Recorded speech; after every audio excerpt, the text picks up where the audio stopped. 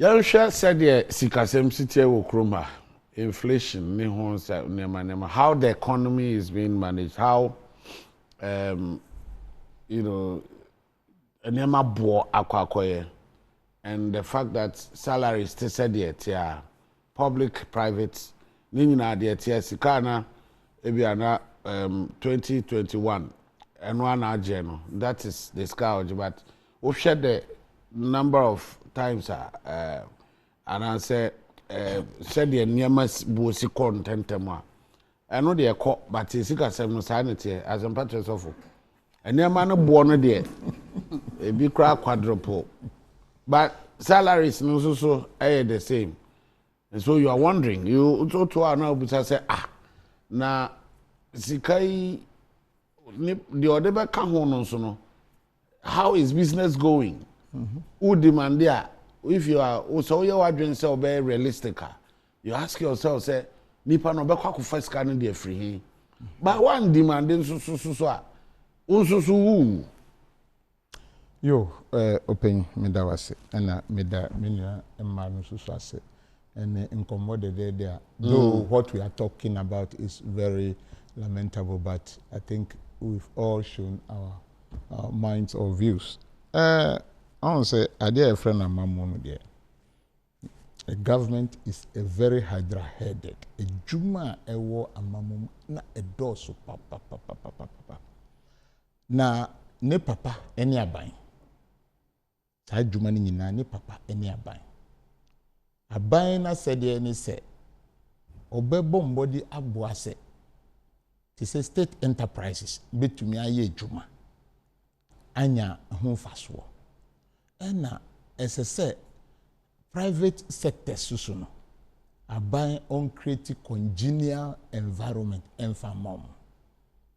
Eno susu biu aban sa awa said say semikita kapri inde de nsu anto SSA aban endu say ebi ochina nsu beto ana ewia embo ana ewia bebo too much etumi create nti any time sikabi bede futuma abanu esese onya hu ahwe yi papa inde bebi ayeti obia kasa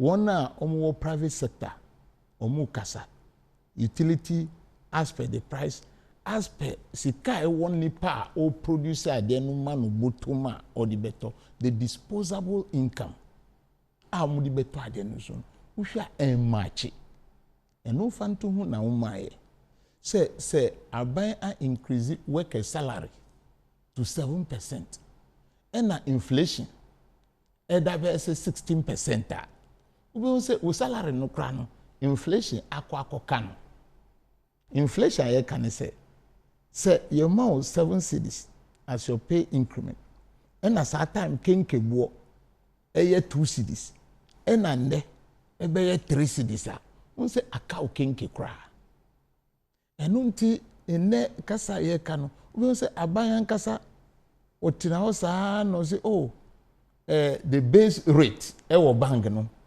wo form dodo enye sa now say 20 is it 16 and say omu di ba be 17%.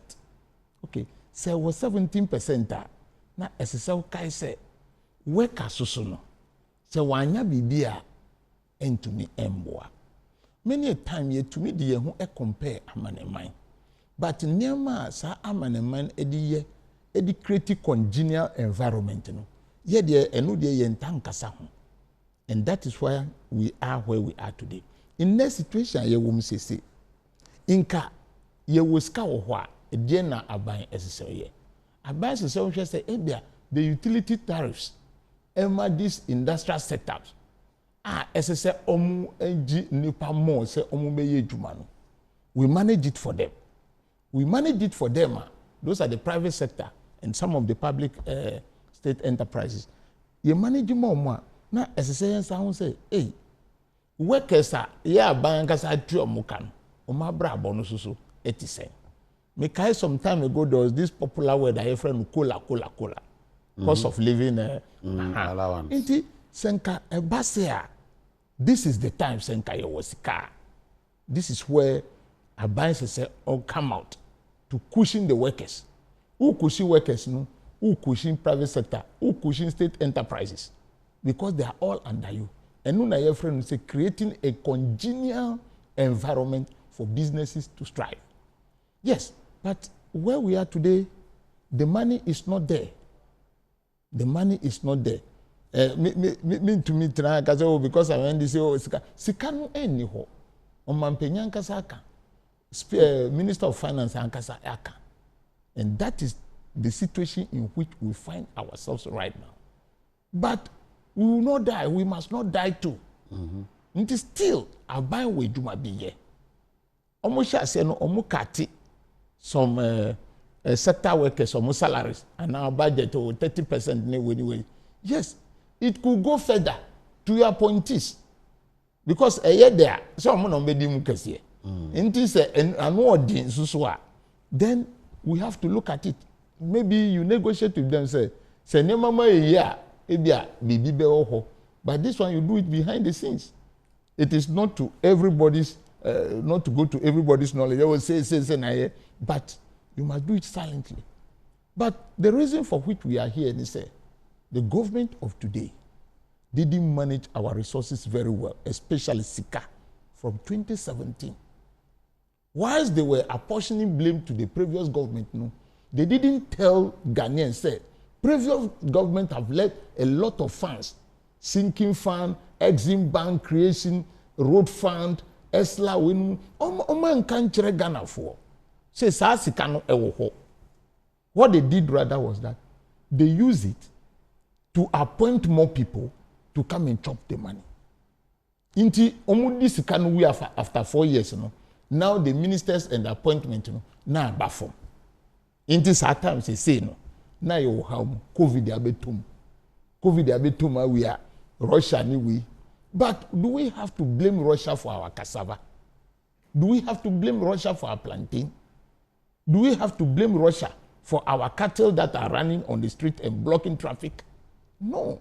So when you know say we are caught unprepared, pounds down, send a tankan in the normal balance. And the government of today, obre, that is the fact. Abano ebre. That is why we have to look at other areas like e-levy to come in. Even though we are against it, we are not against tax, you know. We are seriously against it. Because if the government says, say, na nipa efie wura si nyamama ye de amano na ni nkodo muko square omu no mbe we sketch efie wura. These are some of the things. And that is why when I sit here, I will not feel shy to blame the government. Okay. For namwa or two in terms of yesika asem, I'll continue to blame the government because if we're to manage our finances very well, which he had, say the first time onu and this is no, but 220 billion and above to 240 billion today is not small money. You managing here, and then the policies are mudi buy. We need na kahuna in ne year bre. Why should we buy fertilizer? And then the Minister of Finance will tell you that one will say ponko the fertilizer called Burkina Faso. Minister of Agric, sorry. Catch on say one will say ponko. Is this something you should say on TV? Say ponko, the fertilizer adekwa. So how are you managing that sector? What is this policy here? You give plantain sackers. Omu nesi plantain sackers. You can say Western region. Udi guka musa de ko Oti region. What is the sense in that? If you really need plantain sackers, obi di be make you afford. Why won't you let them do that the same in Oti region? Outside di be guka mu kra. Ebi kra mu di be gu mango di asi wo mikrom. Obinumu edibe kudua ebisusa pro. All these things are state money that we need to manage very well. If you know you want to champion the plantain production, why don't you look for a land? Once you have the planting for food and job, the youth are there, you are giving them allowance so that you can gauge the value for money. Sika udia kosa plantain sackers. You have time period to gauge. Say, oh, now if you spread it to everybody, how do you gauge the value? How do you gauge? Okay, so Moshe Honorable Don there is blaming everything on mismanagement of the economy right from the word go. Or from the timer MPP I'm not feel shy to do that. And say. I am not saying to that the previous governments were angels. Oh well, Yeah. I don't know their sources. So in say Sebi openia oye no ho asem patre John Dramani Mahama na press no. Omo so no me astro abofo. Aja so nti de wo mu nie the reality is that an emamu ayedin upe akatuantumu a na se o se obeye dwen ho yi pa unhuna de a unjina so mfampa akatuantumu, most especially when you are in the private sector, because your company is also struggling. Nti dia na wujina so akache openi anase wodwuma penny say when you know that or no so the onamu no enkoye. This is what we are faced with. The fact is also that that's why I say private sector na woka sisi and you know to some extent private sector no. Okay, because I'm say Ghana private sector me bo amabaso in the sense say COVID by no a devastated the world economy. Na yan tibebre say most abia I stand to be corrected. Say bia private sector no bebre allay omo workers no off. So which means a private sector omo timi manage the situation. Na omo manage the situation ye bo omo abaso. Na omo workers no so market a obi akono omo nso ye den omo ko. Udi ba ban side the same thing. Aban workers kasa about omo aketua na ebitimi akasa nso aban so ayade omo because yanti say redundancy bi nso ayeden aba because of young enim asema tu wiase nyina COVID-1 na nansenya nso Russia asem na me de Russia asem no ya omo kan na me na kakra me see Russia or baby but ye be kanokra attach here kakra because you see your manganese ninki ka nyina ehwa na ediko be see ye wo habo yentimi mfanko na fiti yenya independence misre me kam bisawo inti ye Africans na Ghana fo no yan think outside the box e be ya dey in such a way that say bia obi sneeze kra yan kachi cold na because your natural resources bia within the African continent kra and it may build the market of Africa. Intertrade between African countries kra. A bit me a strengthen young kasa yesika. Be me say promises of one currency ye be san ni nyina mo drawing board no mo keke. But actions no e bi ni ho. En na to ye you. My brother, me ma to kwan ko Congo DR. Me ko boss a friend saying Rwanda. You could do border be you see Congo ni me see almost dot here cry black. Now here the vast resources I war Africa me called broader a yan sanama but I understand. Na you see Africa Bristol ya sefem kakra. What are we not doing right? Africans they say bibia eya African bia enso yeni.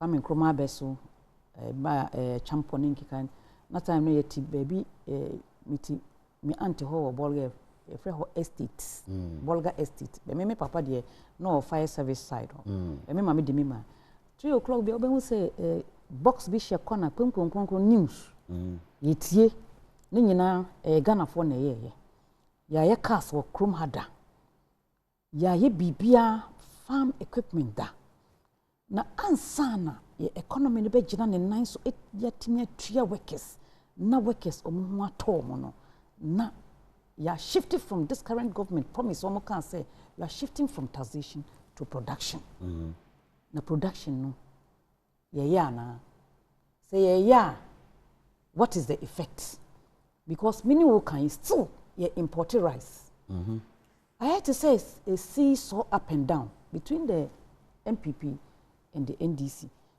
Obeka said we are going to limit the importation of rice because ye disika dollars ene yeden e de kwa manoni eto sanu mo nyina inti se pressure wo dollar no so a or should I say the cedi no so a na akoye se your problem your chroma just about a week and 3 weeks ago the finance minister say almost $2 billion be me pesa me who say dollars here be no hen one yen ntwa dollar inti ye sika na be kwa kosesan asan di anya dollar nyina because what I'm signals am picking say omo ton nyoma ene a omo $600 omo ton nyoma omo say because omo train kakra na cedi no HAC dollar no inti would $10,000 and $20,000 Mrs. Tawaton nyoma of makola she's into fabrics oko Dubai enene so ba untimi fa same sika no enye den and got that quantity inti akwaye se eye asema affect your economy now back to workers inflation me sure say aban bia ye projection when it comes to inflation we be figures no for e be obi be say 5 years obi tan na wa from trend no say the echo e ho na obi ka say e bia me strike average we na media ye e di tria workers because say bia we see inflation now we see e bia wo chichiri unit to inflation and e ka say bia e say index workers salary to inflation na eno no e cost no automatically no there's some adjustment say do mo ye petroleum then the adjustment one over 9 adjustment review one inti eno no e bema workers no enye ne no be ka say sika ya koso inti muntua e say and because inflation you know said the economy na ya hwe na cushion workers because workers the oman intrechi omo kra so man you omo edwuma ni ka bet market no a obi ekono e ho ana omo so omo kọ omo ma ko school you free education fine but list obekọ akoto nyomo no ama won kwala ko school no so eno so e ya asem sebe intermediate media as I say yenhwe inflation figures no then hwe say bia percentage no rising no another how 90 strike in then fan entirely workers because she no me din say me nyam I get what you're saying yes anu a ebema ajubreo nipa no ho beto no because ena aban so esa won hwe nyoma ye kreba to say that policy of mass production of rice no enu akohin because whether we like it or not two main Ghanaians edipa maize any different thing rice and yesika bebre eco transportation because ebe fruka akọ ejuma ebe fruka akọ market we don't have a proper transportation system ebe ka say me fru ayayelolo from friend say me junction that's Gwel 6 o'clock meet me adu makola 8 o'clock me come back to my house by 4 3 bus bi wo ho a ede nti eno no say system aban operate we be ho say worker no won't spend much because transportation no but we have a situation is to say everyone for himself God for us all ye tu petrol na ye betu kasika ye tu petrol na tomatoes bobe costo bayre be costo bibia be costo eduane no wo ho but take me go no any ho purchasing power no akolo ube hu se nipa na bayre bebre mo se o bayre abu ntosabu because they imported yen hwe ye agri sector no very well. We have arable land in Ghana, Volta region, Upper East, Upper West, Northern region, Brona Hafo. I say yenye strategic. Yenka say this area of the country, ebia granules no betinya aye. Wenumo rice. When it say Rwanda say sanomo yano. Na planting for food and jobs. Na yanka sankasa. And fit into what you are proposing. Na yanka sankasa it produce your own na ye encourage ye ma omundi Ghana mo no obi owa o manu ema wo say oh we dey me mpe I always saw develop a cousin of develop mine taste, you know. oba me fie me di Ghana rice aye omutu wo di one o say ah haje mo ben na we me see Ghana wo say ah na dey na one di perfume rice me see perfume rice I wo kano do you know how many years Edi wo baby free buy baby e free buy no na wo toss rice no you are empowering a farmer in Vietnam, China, and Kikana. Meanwhile, farmers in China, Paga, Afenya, baby now, or mobile rice, or any I don't know, Afife, and Valley, I will North, Fumbisi. Your rice, or more produce, they don't even get buyers. Into Sabia, government, fine. Funding for food and job. Ya produce na buy na timia ye den. Tama ye me ye nkwala no. Food distribution. You go to the shop na wakoton toast bibia e wo from the farms fresh. Ghanaians no ye bread because 70% of what we earn goes to transportation and food. Na nkaye no ye mkola no ye behwe omo no sika no ye benya no wahin. It is workers no there. Say yenhwe se de ebe omo salary no na ye de brofo beka se yen ye wage no ye indexing to the inflation rates in such a way that say automatic adjustment. And no ebe ma workers inflation na cost ra enya sadia ya sefim ka ebrewom pa na yen start mass education. Planting for food and job no fine. But what education went into Ghanaians consuming our own food? Adding to importation of rice. And thus, of course, some people are benefiting from it. And yes, I mean, why government ain't me sitting nice said, Debbie, sa rice way, mean pane. Because Nigeria, na me di rice, me see rice way there. Yeah, because one it's not like ours. Me, I'm from the north. Me pe me na vrongo rice me pe me rice me nasi ya nkikaem me nwedi ene kura healthier because unim say ha ene free but akoya say ya be gate too much when honorable Odum you were with him in parliament and I'm a okoboa Nigeria for they stopped the importation of rice and omo produce omo ankasa omo rice mo video bi obesre wo maybe because pyramid of rice. I've seen that video. What the Shebo President Buhari enumenyam say almost stopping the importation of rice. Unim say sa perfume rice who come Nigeria. So we be perfume rice. This is 5 kilos no. We be share bag asi e de nyoma to so. Enya so mo ho obeje. It is a smuggler. But ade na ye ntimi nyesa. Unless and until we look at production in this country, and adding value to our own producer, my brother, we can bring $1 trillion into the economy. People will still buy it and go and put it under their pillow. And sana, nyamun bekoso. Very very ye Ramadan. Ukotomo enia. Echina yasantum. Oil. Unu say echi pinkaso. Yechi kose, yechi masa. Nyina akosro. Lady. Yo. We there yes nyina yes swao because what buying there also. There ya nyina no ye hwese.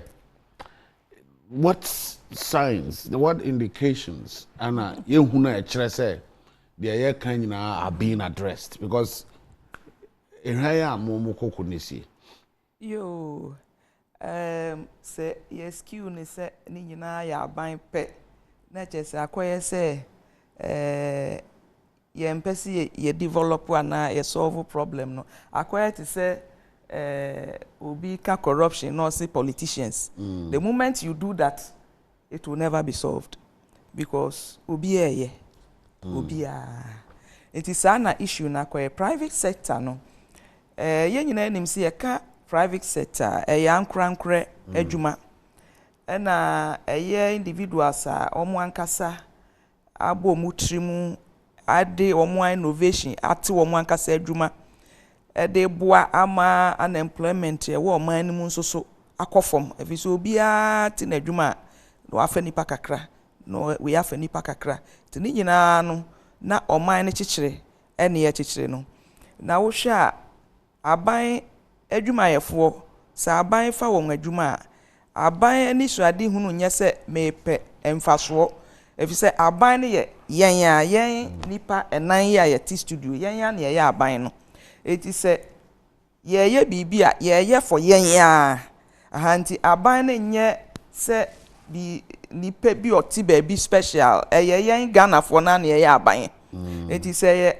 aban adwuma ye taxes na yen ye besa agegye no bosume so na ye ya sa ache eno na ye salary no but me say we ne ye private sector na wo hwe se aban afem abra aban eba ye to about 2016 January 2017 ye His Excellency Nanado ebefa aman abenwa no utimi hu se na the way ana private sector no na any one way ye adwumayefo a sese ye ka se bia omo aketu asem no isen na aban ya fa ho no utimi hu se na emu odin na emu oya na ewiase no aya na yan mampanyi dada ne kana so se Ghana for was short memory me ameti we me start adwuma first adwuma me start wo mabra bom